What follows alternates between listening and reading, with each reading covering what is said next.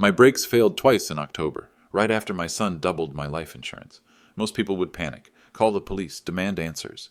But when you've spent 40 years building a tech empire from nothing, you learn that the best revenge is served cold. Very cold. I'm William Davis, 72 years old, worth $8 million. And according to my son Brandon and his wife Jessica, I'm apparently worth more dead than alive. The first brake failure happened October 15th at 2:47 p.m. on Highway 101.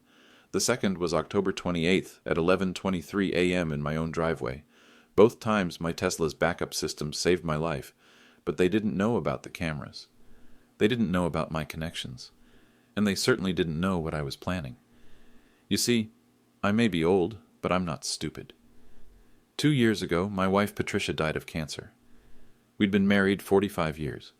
Built Davis Tech Solutions together from our garage in 1983. Sold it to Google in 2019 for $85 million. Patricia always said Brandon would grow up eventually. He just needs time to find himself, she'd whisper during his Stanford dropout phase, or when his third startup failed, or when he moved back into our guest house at 28 with his new wife. Jessica showed up 6 months after Patricia's funeral. Former cocktail waitress from Vegas, 26 years old, though I'd later learn that was a lie too. Blonde hair, bright smile, and a talent for making Brandon feel like the successful entrepreneur he'd never actually become. "Dad, meet Jessica," Brandon announced that first dinner. "We're engaged." She slid into our dining room like she owned it. Fingered the crystal glasses Patricia and I bought for our 20th anniversary.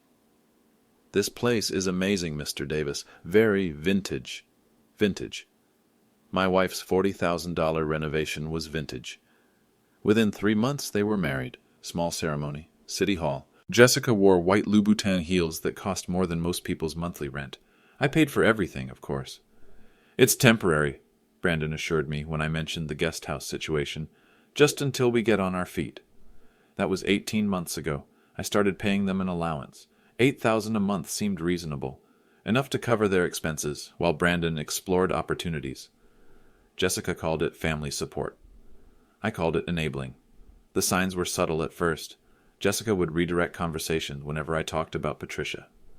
"That's so sad, Dad. Maybe we should focus on happier things."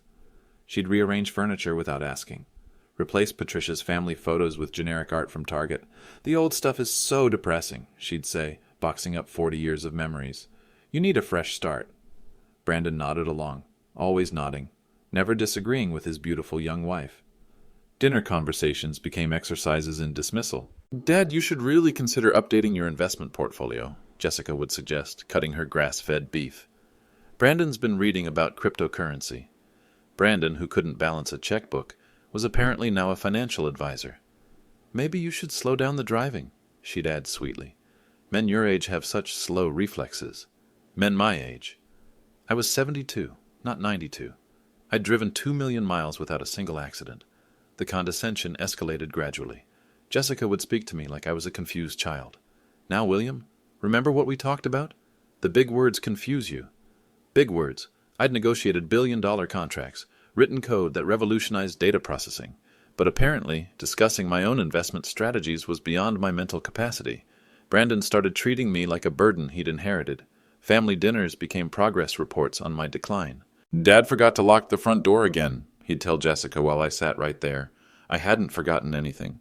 I'd been checking my email in the kitchen and hadn't walked to the door yet. But in their narrative, every normal moment became evidence of dementia. "We're just worried about you," Jessica would coo, placing her manicured hand on mine. "Those nails cost $60 every 2 weeks. I knew because I saw the receipts on their credit card statements. The credit card I paid. They drove my cars, lived in my house, spent my money, and treated me like an inconvenient roommate who was overstaying his welcome. The worst part wasn't the disrespect. It was watching my son disappear into this person I didn't recognize. Brandon used to call me every Sunday when he lived in San Francisco. We'd talk for hours about technology, politics, life. Now he could barely make eye contact. "Your father's just stuck in the past," I overheard Jessica tell him one evening. They were sitting on my back patio drinking wine from my cellar. "Old people resist change. It's normal." Normal. 40 years of building a life, a company, a legacy, and it was normal for my son to write it all off as irrelevant history. I started eating dinner alone in my office. They didn't notice for 3 weeks. When they did, Jessica knocked on my door with a plate of reheated lasagna. Poor William. Are you feeling antisocial again? Antisocial, because I didn't want to watch them plan my obsolescence over dessert. I'm fine, I said. Of course you are. That tone again, like she was humoring a toddler. But maybe we should think about getting you some help, someone to keep you company during the day. A babysitter. She wanted to hire me a babysitter. I smiled. I'll consider it. That night, I made a decision. But first, I needed to understand exactly what I was dealing with. I started recording our conversations. The recording that changed everything happened on October 30th, 11:47 p.m. I'd installed voice-activated recording devices throughout the house after the second brake failure. Call it paranoia. Call it survival instinct. When you've lived through hostile corporate takeovers, you learn to document everything. Brandon and Jessica were in the guest house kitchen. I was in my office reviewing quarterly reports from my investment manager.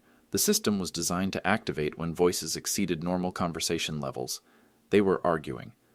The old bastard survived again. Jessica's voice crackled through my speakers. Maybe we need to be more direct. I stopped breathing. Brandon sounded nervous. Jess, we talked about this. The brake thing was supposed to look accidental. Well, it didn't work, did it? Twice. I could hear her pacing. Jessica always paced when she was angry, expensive heels clicking against my Italian marble floors. That Tesla has too many safety features. What are you suggesting? I'm suggesting your father is 72 years old. Heart attacks happen, slip and falls happen, pool drownings happen. Pool drownings. We just heated the pool for winter maintenance. Brandon's voice was quieter now. I don't know if I can... Can what? Can inherit $8 million? Can finally stop living like a failure? Jessica's voice turned sharp. Your mother's been dead 2 years. He's got no one else.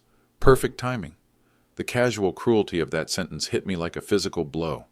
Patricia's death wasn't a tragedy to them. It was an opportunity. The insurance money alone is $2 million, Jessica continued. Split the estate later, and we're set for life. I've got connections who can make things look natural. Connections. This wasn't her first rodeo. What about the cameras? Brandon asked. My blood ran cold. They knew about the security system. We'll handle those. Take a little vacation. Establish an alibi. When we come back, poor William had an accident. Tragic, but not unexpected for a man his age. Brandon was quiet for a long moment. Then, how do we know he won't change the will? Because he's too sentimental. Look at this place. Still has your mother's coffee cup in the dishwasher. Still sets 2 places for dinner sometimes. He's not changing anything. He's frozen in the past. They were wrong about that, but I let them believe it. Besides, Jessica added, even if he tried to change it, I have his power of attorney documents. Remember? We got him to sign those last month during his health scare. The health scare. I'd had chest pains in September. Turned out to be stress-related. But they'd convinced me to sign estate planning documents just in case. I'd been grieving, distracted, trusted my son. $2 million in insurance, Brandon repeated, like he was practicing the numbers. Plus the house, $3.2 million, too. Plus his investment accounts, about $4.8 million total. $8 million, Jessica corrected. You're forgetting the business sale money. He's got Goldman Sachs managing the portfolio. I saw the statements. They'd been going through my mail, my private financial documents. $8 million, Brandon whispered. Jesus, just think about it. No more asking for allowances. No more listening to stories about the good old days. No more pretending to care about his boring tech company legacy. Legacy.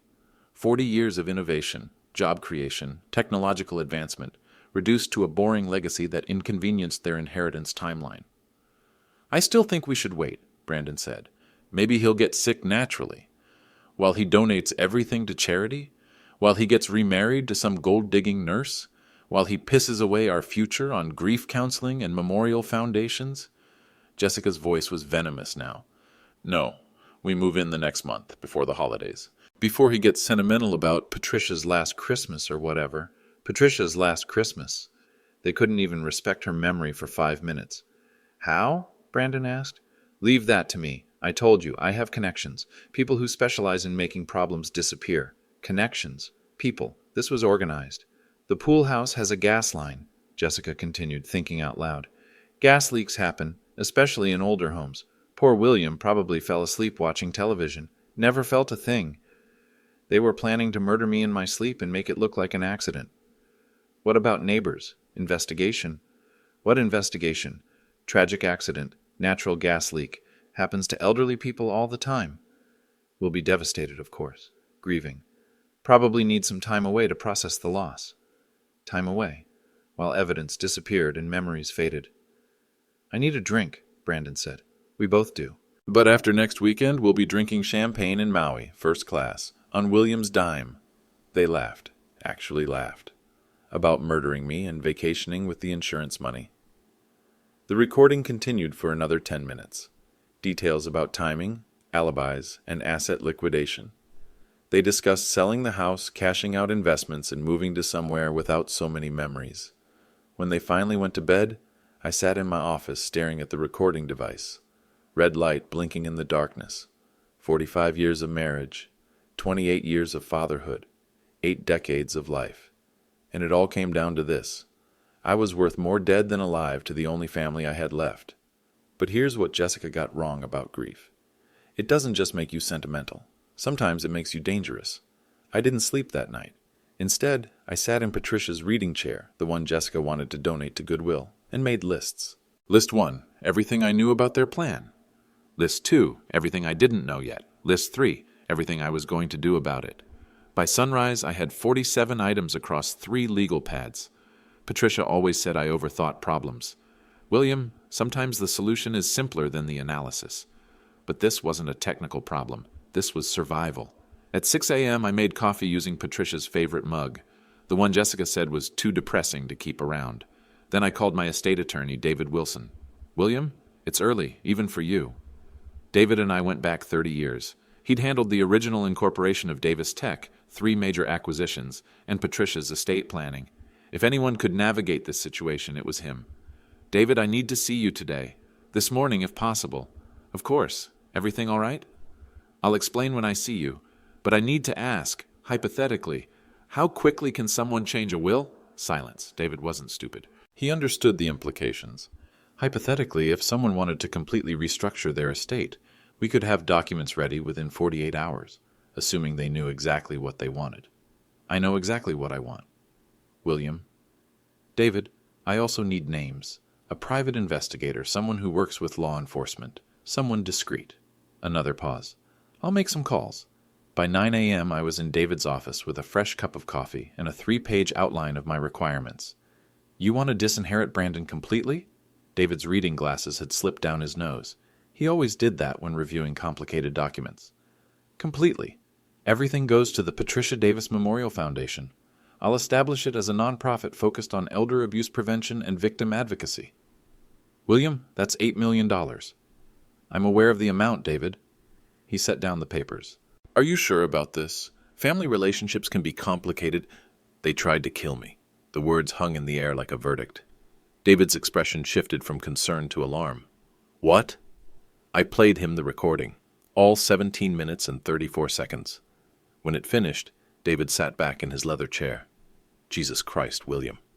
The private investigator you mentioned. I need someone who can work fast. Sarah Mitchell, former FBI, runs a small firm specializing in financial crimes and domestic investigations. He was already reaching for his phone. I'll call her now. Good. I also need you to prepare 2 sets of documents. The real will, leaving everything to the foundation, and a fake will that makes it look like I'm leaving everything to Brandon and Jessica. Fake will? I want to test them. See how far they'll go when they think they're about to inherit $8 million. David looked uncomfortable. William, if they're actually planning to hurt you, they are, which is why I need Sarah Mitchell's number and a meeting this afternoon. I stood up, straightening my jacket. How long to prepare both documents? Real will, 48 hours. Fake will. Why would you want a fake will? Because I'm going to let them find it. Let them think their plan is working. While we build a case that will put them in federal prison. David stared at me like I'd suggested robbing a bank. This is incredibly dangerous. David, they're planning to murder me next weekend. Dangerous already happened. He nodded slowly. Sarah Mitchell will meet you at 2 p.m. Her office is downtown. He handed me a business card. And William? Be careful. If they're desperate enough to kill you, they're desperate enough to do anything. I shook his hand. I'll see you tomorrow for the document review. Driving home, I thought about Patricia. She would have handled this differently. Probably would have confronted Brandon directly, tried to understand what went wrong, looked for a way to save our family. But Patricia never heard them laugh about her death being perfect timing. I pulled into my driveway at 11:30. Brandon's BMW was gone. He had a standing golf appointment with his unemployed friends every Tuesday. Jessica's car was in the guest house driveway. Perfect. I went to my office and started stage 1 of my plan. If they wanted to play games with my estate, I'd give them something to play with. The fake will took 2 hours to write. I made it sloppy enough to look genuine, emotional enough to seem believable. Everything to Brandon and Jessica, with a few small charitable donations to make it look thoughtful.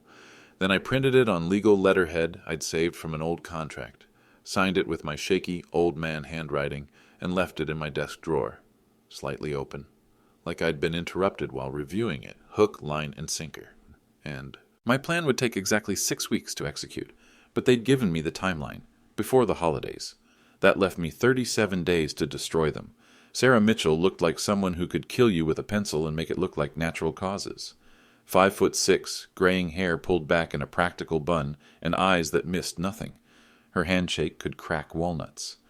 "Mr. Davis, David Wilson says you have an interesting problem." Her office was Spartanly functional. 2 chairs, 1 desk, 3 monitors, and enough surveillance equipment to outfit a small police department. A framed photo showed her shaking hands with someone who looked suspiciously like a former FBI director. "My son and daughter-in-law are planning to murder me for insurance money." I handed her the recording device. This was recorded 2 nights ago. Sarah listened to the entire 17 minutes without interrupting. Her expression never changed, but she took notes. Lots of notes. "This Jessica," she said when the recording ended. "Tell me about her background." "They met 8 months ago. Vegas. She was working at a casino restaurant. Married Brandon 3 months later." "Vegas." Sarah's fingers were already moving across her keyboard. "Casino work requires background checks, gaming licenses. We'll start there." She typed for 5 minutes while I watched. Multiple screens showed databases I didn't recognize. Government portals, court records, credit reports. "Interesting." Sarah's voice was flat, professional. "Jessica Marie Davis, maiden name Peterson. Age 26, according to your son's marriage license." According to her, yes. According to Clark County records, Jessica Marie Peterson doesn't exist. No birth certificate, no school records, no employment history before 18 months ago. My stomach dropped. What does that mean? It means Jessica isn't her real name, and 26 isn't her real age. More typing. "But Amy Louise Peterson, age 31, is very real and very interesting." She turned one of the monitors toward me. A mugshot filled the screen. Same face, different hair color, same predatory smile. "Amy Louise Peterson, born 1993 in Reno, Nevada, arrested for identity theft in 2018, served 18 months, released on probation in 2020. Identity theft. Gets better. Married 74-year-old Harold Morrison in Las Vegas, June 2021. Harold had a massive heart attack 4 months later. Natural causes, according to the coroner. Amy inherited $400,000 in life insurance." The room felt smaller suddenly. She's done this before. Harold Morrison had 2 brake failures in the month before his death. Police investigated but couldn't prove sabotage. Amy was questioned but never charged. Sarah's fingers kept moving. Harold's family hired a private investigator. Guy named Tony Russo. He's still working the case. What did he find? Amy has connections to a group that specializes in inheritance acceleration. Legitimate business on the surface. Estate planning, elder care consulting. But they target wealthy widowers, introduce young women, facilitate quick marriages, then arrange accidents. How many? Tony's tracked at least 6 cases in Nevada and Arizona over the past 5 years. Combined insurance payouts exceed $3 million. I felt nauseous. And she's currently wanted? Arizona issued a warrant 3 weeks ago. New evidence in the Morrison case. They want to question her about suspicious financial transactions before Harold's death. Sarah printed several pages.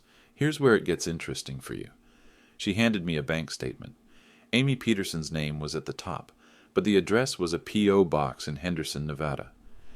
This account received a $50,000 wire transfer on October 1st, same day your insurance policy was increased, October 1st. 3 weeks before my first brake failure. Who sent the money? We're working on that. but based on the routing number, it came from a shell company registered in Delaware. Same company that paid Amy's associates in the Morrison case. Associates. How many people are involved? At minimum, 3. Amy, obviously. Someone who handles the technical side. Brake sabotage, gas line tampering, that sort of thing. And someone who handles documentation and cleanup. Cleanup? Making evidence disappear, bribing coroners, influencing police investigations. Sarah's expression was grim. This isn't amateur hour, Mr. Davis. They're professionals. I thought about Brandon. Sweet, naive Brandon, who couldn't organize a successful birthday party, let alone a murder conspiracy. My son isn't smart enough to plan this. Your son isn't planning anything. He's the mark. Amy seduces him, marries him, then manipulates him into the inheritance scheme. When it's over, Brandon either goes to prison for conspiracy or has an unfortunate accident himself. She's going to kill him too? Dead co-conspirators don't testify. Amy Peterson doesn't leave loose ends.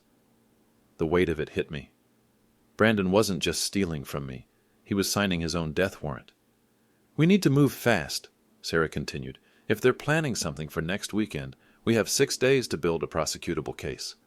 What do you need? Access to your house. I want to install surveillance equipment in every room. Better cameras, better audio, hidden GPS trackers on their cars. She handed me a contract. This is going to be expensive. 24-hour surveillance, forensic analysis, federal coordination, probably $50,000 minimum. I'll pay $100,000 if you can put them in prison. Sarah smiled for the first time since I'd arrived. Mr. Davis, for someone trying to kill you, Amy Peterson made one critical mistake.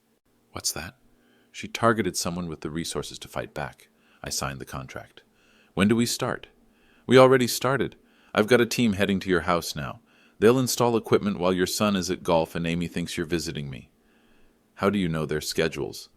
Because I've been watching them since David called me this morning. She stood up, extending her hand again. Mr. Davis, by the time we're finished, Amy Peterson and her associates will be facing federal conspiracy charges, attempted murder, wire fraud, and racketeering. And Brandon? Sarah's expression softened slightly.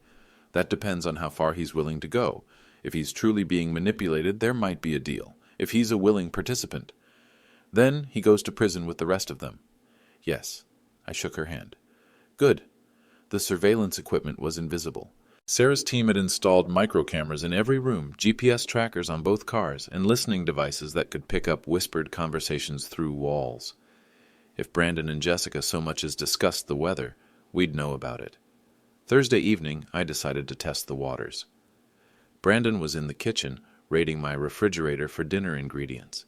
Jessica was on the back patio scrolling through her phone, probably checking bank balances or researching gas leak statistics. Brandon, can we talk? He looked up from the salmon he was unwrapping, my $50 a pound salmon that I'd bought for a quiet dinner alone. Sure, Dad. What's up? I sat at the kitchen island, positioning myself where the cameras would catch both our faces. I had an interesting conversation with my mechanic today. Brandon's hands stilled. Oh? About the brake failures. He said it's unusual for Tesla's brake fluid to lose pressure twice in 2 weeks. Especially in a car with only 8,000 miles. Huh, that is weird. His voice was steady, but his body language screamed guilt, shoulders tense, avoiding eye contact, unconsciously stepping away from me. Tom, that's my mechanic. He said brake fluid doesn't just evaporate. Something has to cause the pressure loss. I kept my tone conversational, curious. He asked if anyone else had access to the garage. Dad, I don't really know anything about cars. Of course not, but Jessica mentioned she sometimes uses the garage to take phone calls. Better reception, she said. This was a lie. Jessica had never mentioned any such thing, but I wanted to see his reaction. Brandon's face went pale. She might have. Why would that matter? Probably doesn't. Tom's just being thorough. He said he wants to run some tests on the brake fluid, check for contamination. Contamination? Foreign substances, things that shouldn't be in brake fluid. He mentioned that certain household chemicals can cause pressure failures if they get into the system. Jessica appeared in the doorway like she'd been summoned. What are you boys talking about? Dad's mechanic wants to test the brake fluid, Brandon said quickly. Jessica's smile never wavered, but something shifted in her eyes. How thorough of him. Just being safe, I said. At my age, every precaution matters. Of course. Jessica moved to the kitchen island, positioning herself between Brandon and me. But wasn't the car inspected after the first incident? I thought they said everything was fine. They checked the mechanical systems. Tom wants to analyze the fluid itself. Different kind of test. Expensive? Not really. A few $100s. Small price for peace of mind. Jessica's fingers drummed against the granite countertop. Manicured nails tapping out nervous energy. When will he do this test? Monday. He's ordering special equipment from the manufacturer. Tesla takes these things seriously, apparently. This was also a lie. But I wanted them to think they had a weekend window. That's good, Jessica said. Better safe than sorry. My thoughts exactly. I stood up, stretching like an old man who'd been sitting too long. Oh, and I've been thinking about that estate planning meeting we discussed. Maybe it's time to update my will. Brandon and Jessica exchanged a glance. Quick, but I caught it. Update how? Jessica asked. Nothing major, just some charitable donations. Patricia always wanted to support elder abuse prevention. Seems fitting. Elder abuse prevention. Brandon's voice cracked slightly. Terrible problem. Older people being taken advantage of by people they trust, family members, caregivers, new spouses. I looked directly at Jessica. It happens more than you'd think. Jessica's smile was razor sharp now. How awful. The foundation would need significant funding to make a real impact. Maybe $1 million or $2 million. I watched their faces process this information. $1 million or $2 million out of their $8 million inheritance. Well, I said, I should let you get back to dinner. That salmon looks expensive. As I walked away, I heard them start whispering furiously. By morning, they'd made their decision. Friday morning, I woke up to find my reputation under assault. Jessica had posted on Facebook at 6 a.m. a carefully crafted message designed to look like concerned family sharing difficult news. Heartbroken to share that William is struggling with early-stage dementia. Yesterday, he accused Brandon of sabotaging his car and became convinced his mechanic was running secret tests. The paranoia is getting worse. We're looking into memory care facilities that can provide the support he needs. Please keep our family in your thoughts during this difficult transition. #Alzheimer's awareness #family first. 43 likes in 2 hours. 17 comments offering sympathy and facility recommendations. By 10 a.m., the story had evolved. Jessica was telling neighbors that I'd become increasingly unstable since Patricia's death. She mentioned my concerning behavior around financial documents and my inappropriate accusations against family members. Brandon was making similar comments at the country club. His golf buddies were hearing about my decline and the difficult decisions the family faced. But Jessica made one critical mistake. She underestimated my network. My phone started ringing at 11 a.m. William, it's Margaret Chen from the Tech Foundation Board. I saw some concerning posts on social media. Are you all right? Margaret and I had worked together for 15 years. She knew me well enough to spot manipulation. I'm fine, Margaret. Better than fine, actually. Good, because the woman claiming to be your daughter-in-law is telling people you have dementia. The same woman who tried to get your financial information from our accountant last month.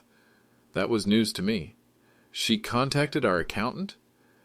Called pretending to be your healthcare proxy. Wanted access to your foundation investment statements. Sandra shut her down immediately and called me. I appreciate Sandra's diligence. William, whatever's happening, you have allies.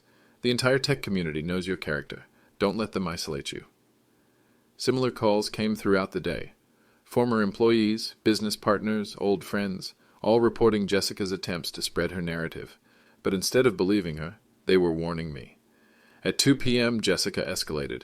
She called my doctor's office. This is Jessica Davis calling about my father-in-law, William Davis. We're concerned about his mental state and need to schedule a competency evaluation. Doctor. Ramirez had been my physician for 20 years. He called me immediately.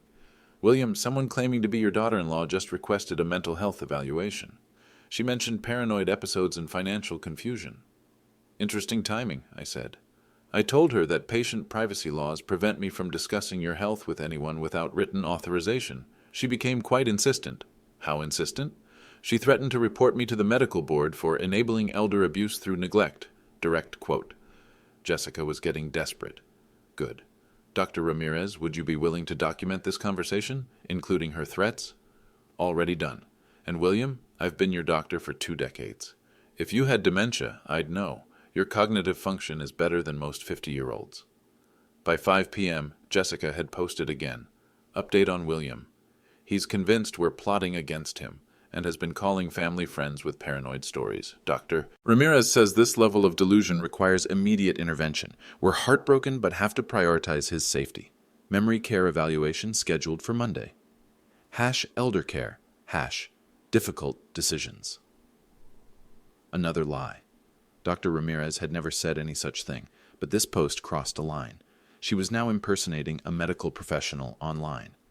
I forwarded the screenshot to Sarah Mitchell with a simple message: evidence of defamation and medical impersonation.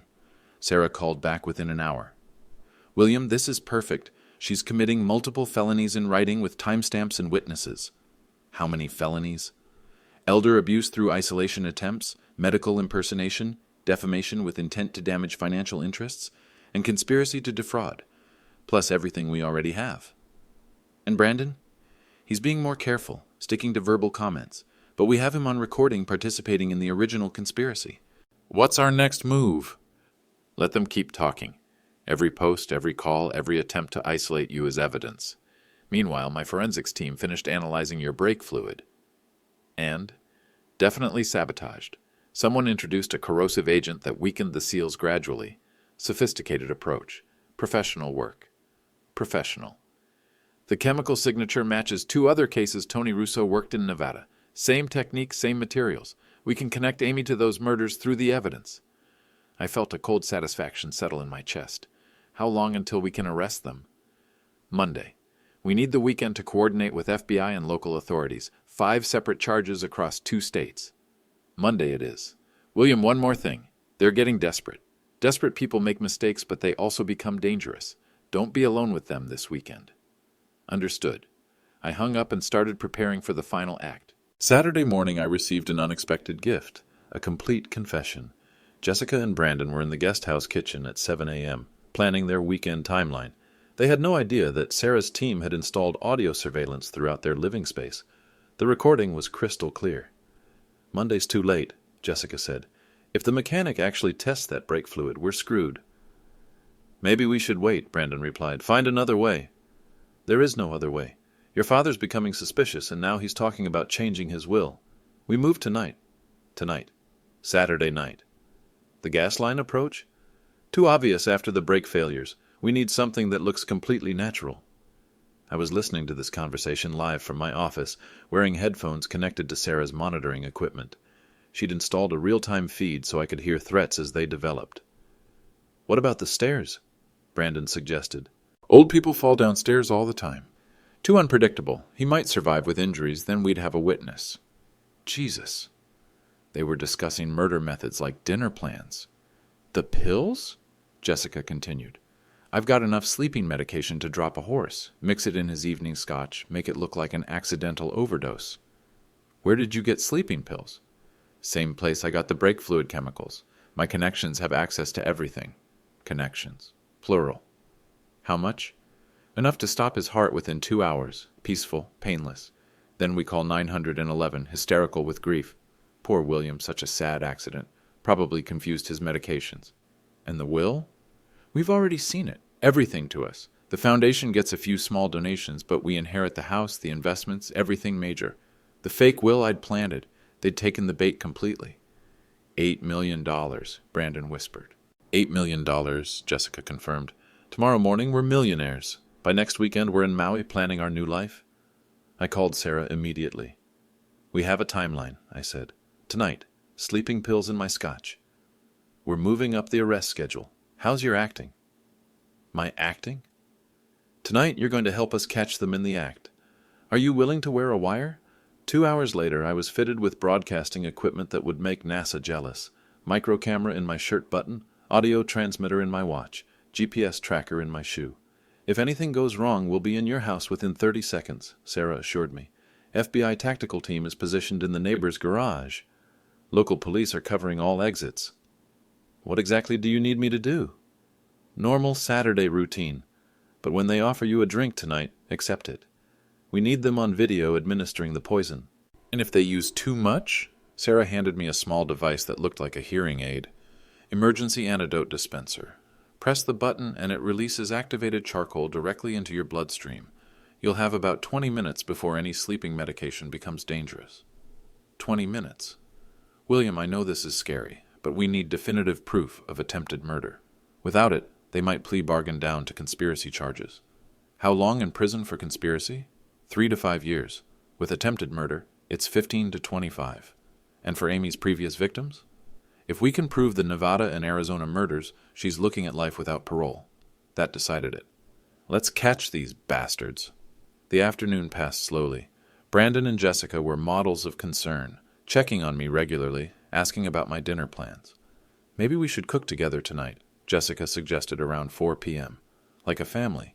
That sounds lovely. I'll make your favorite, salmon with that wine reduction you like. Patricia's recipe. Jessica was going to poison me using my dead wife's cooking. Perfect. Should I open a bottle of wine? Actually, why don't you stick to scotch tonight? The wine might interact with your blood pressure medication. Scotch. Just like they'd planned. Good thinking. At 6 p.m., Sarah texted me. All systems operational. FBI in position. You're going to do great. At 7 p.m., Brandon knocked on my office door. Dad, dinner's ready. I straightened my shirt, making sure the camera was positioned correctly, and walked toward what Jessica believed would be my last meal. But here's what she didn't understand about technology entrepreneurs. We don't just build systems.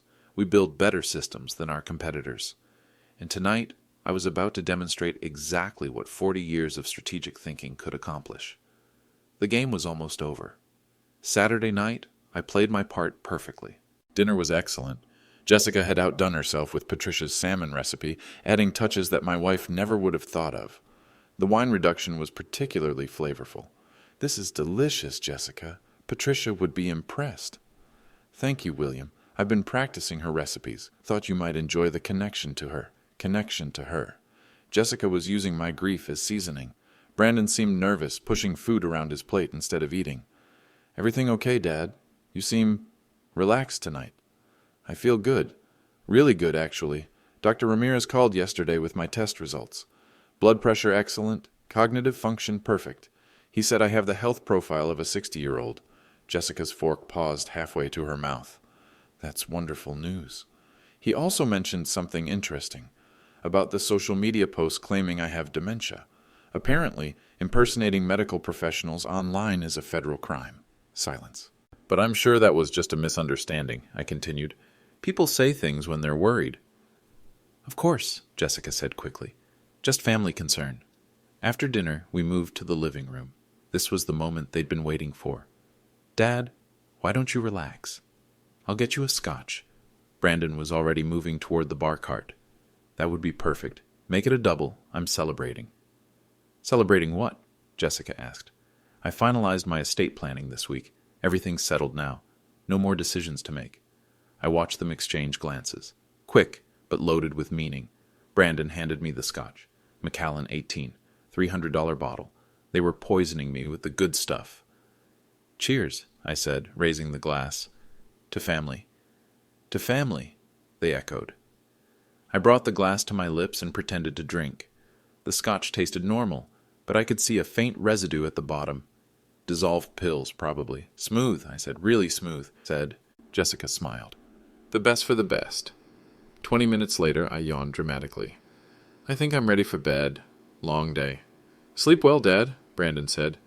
Sweet dreams, Jessica added. I went upstairs to my bedroom and closed the door. Then I activated the emergency antidote dispenser and waited. Sarah's voice crackled through my hidden earpiece. Excellent work. We have everything on video. Attempted murder, conspiracy, the works. What now? Now we wait for them to think you're dead. Then we spring the trap. At 10:30 p.m., I heard footsteps on the stairs. Slow. Careful. They were coming to check on their victim. I lay still on my bed, breathing shallowly, eyes closed. Brandon's voice. Dad, you okay? No response from me. Dad? Louder now. Jessica, check his pulse. Footsteps approaching the bed. Brandon's hand on my wrist. I can't find... Wait, there it is. Very weak. Good. Another hour and it'll be over. They left me there to die. At 11:45 p.m. they returned. No pulse, Brandon announced. Are you sure? Check again. I'm sure he's gone. Jessica's voice was triumphant. $8 million, baby. We did it. That's when Sarah's team struck. The bedroom door exploded open. FBI agents in tactical gear flooded the room. Freeze! FBI! I sat up in bed like Lazarus rising from the dead. Brandon screamed. Actually screamed. Jessica lunged for the window before realizing we were on the second floor. "William Davis, FBI," the lead agent announced, though that wasn't exactly accurate. "You're under arrest for conspiracy to commit murder." "Wait, what?" Brandon was hyperventilating. "Dad, you're alive?" "Very much alive, son. And very disappointed." Jessica had gone completely still, professional criminal instincts kicking in. "I want a lawyer." "Smart choice," Sarah Mitchell said, stepping into the room. "You're going to need a good one." The arrest process took 2 hours. Miranda rights, evidence bags, handcuffs. Brandon kept asking how I was alive. Jessica kept asking for her lawyer. But the real showdown happened 3 weeks later, December 15th, the charity gala. I'd postponed the event until after the arrests, partly for safety and partly for maximum impact. Word of the murder conspiracy had leaked to the media. The story was front-page news across Silicon Valley. Tech mogul escapes murder plot by son and wife. Elaborate insurance fraud scheme exposed by victims' hidden cameras. FBI arrests $3 million inheritance scam. The gala was sold out. $500 per plate, 200 attendees, live streaming to 50,000 viewers. Everyone wanted to see how William Davis would respond to his family's betrayal. I took the stage at 8 p.m. sharp. "Good evening. Thank you for joining us tonight for the inaugural Patricia Davis Memorial Foundation Gala." Polite applause. The crowd was waiting for the real story. 3 weeks ago, my son Brandon and his wife Jessica attempted to murder me for insurance money. They failed, obviously, or I wouldn't be standing here tonight. The room went completely silent. They believed they would inherit $8 million from my estate. They were wrong about that, too. I gestured to the large screen behind me. The foundation logo appeared. Patricia Davis Memorial Foundation, protecting seniors, preserving dignity. Tonight, I'm announcing the complete transfer of my personal assets to this foundation, $8.2 million dedicated to preventing elder abuse, supporting victims, and prosecuting predators. The crowd erupted. Standing ovation, cameras flashing, phones recording. Brandon and Jessica are currently in federal custody facing 15 to 25-year sentences. Their co-conspirators in Nevada and Arizona have also been arrested. The FBI believes this network has murdered at least 6 elderly victims over the past 5 years. I paused, letting that sink in. But tonight isn't about them. It's about Patricia's legacy and our commitment to protecting vulnerable seniors from predators who target our community. Another standing ovation. The foundation will operate with complete transparency. Every donation, every expenditure, every program outcome will be publicly reported, because trust, once broken, must be earned back through actions, not words. I looked directly into the live stream camera. To anyone watching who has elderly family members, pay attention, ask questions, verify financial changes, and remember that predators often wear familiar faces. The applause continued for 3 full minutes. Later that evening, as the gala wound down, Margaret Chen approached me at the bar. "William, that was one of the most powerful speeches I've ever heard. Patricia would be proud." "I hope so." "What's next for you, after everything that's happened?" I smiled, thinking about the future for the first time in months. "Sarah Mitchell and I are discussing travel plans. Turns out there's life after betrayal." "Sarah Mitchell? The FBI agent?" "Former FBI agent, current private investigator, and soon, I hope, current traveling companion." Margaret laughed. "A love story emerging from a murder plot. Patricia would have loved the dramatic irony." She was right. Patricia always said the best stories had unexpected endings. 3 months later, Brandon pled guilty to conspiracy and received 8 years in federal prison. He'll be eligible for parole in 5 years if he demonstrates genuine remorse and participates in counseling programs.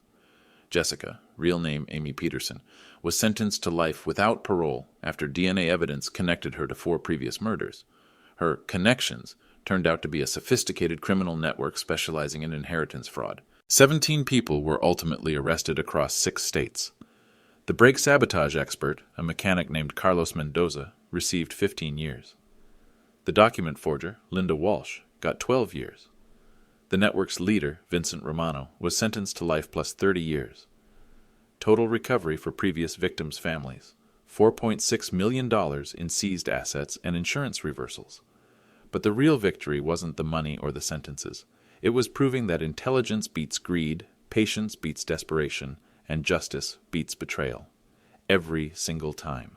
underscore underscore underscore underscore underscore underscore underscore underscore underscore underscore underscore underscore underscore underscore underscore underscore. 6 months later, Sarah and I were sitting on a beach in Santorini, watching the sunset paint the Mediterranean gold and crimson. "Any regrets?" she asked, sipping wine that cost more per bottle than most people spend on groceries. "About Brandon? Every day. About stopping them? Never." The Patricia Davis Memorial Foundation had grown beyond my wildest expectations. $8.2 million in initial funding had attracted matching grants from tech companies, government programs, and private donors.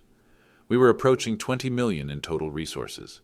The foundation had opened 3 elder abuse investigation centers, funded 12 full-time victim advocates, and helped prosecute 47 cases of financial exploitation in 6 months. More importantly, we'd prevented dozens of additional murders. Amy Peterson's network had been completely dismantled. Her arrest led to a nationwide investigation that uncovered similar operations in 12 states. The FBI estimated we'd saved at least 30 lives by exposing the inheritance acceleration conspiracy. "Your phone's buzzing," Sarah observed. Text message from David Wilson. "Brandon wants to see you. Letter attached. Your decision." I opened the attachment. Handwritten letter on federal prison stationery. "Dad, I know I have no right to ask for forgiveness. What I did was unforgivable. What we planned was evil. I was weak, selfish, stupid. Amy convinced me you didn't care about me anymore, that I was just a burden waiting for an inheritance. I believed her because it was easier than working for my own success. I understand why you can't trust me, why you won't see me, why you gave away the money. I deserved all of this, but I want you to know that I remember who you really are. The father who taught me to code when I was 8, who stayed up all night when I had pneumonia in college, who loved Mom so much that her death broke something in you. I hope someday I can become someone worthy of that father's love again. I'm glad you're alive. I'm glad you found Sarah. I'm glad the foundation is helping people. And I'm sorry for everything. Brandon." I showed the letter to Sarah. She read it quietly, then handed it back. "What are you thinking?" she asked. "That forgiveness is possible, eventually, when trust is rebuilt through actions, not words. And until then we build a life worth living. We protect people who can't protect themselves, and we prove that love doesn't require blood, it requires loyalty." Sarah raised her wine glass. "To new beginnings. To new beginnings." The sun disappeared into the Mediterranean, taking the past with it.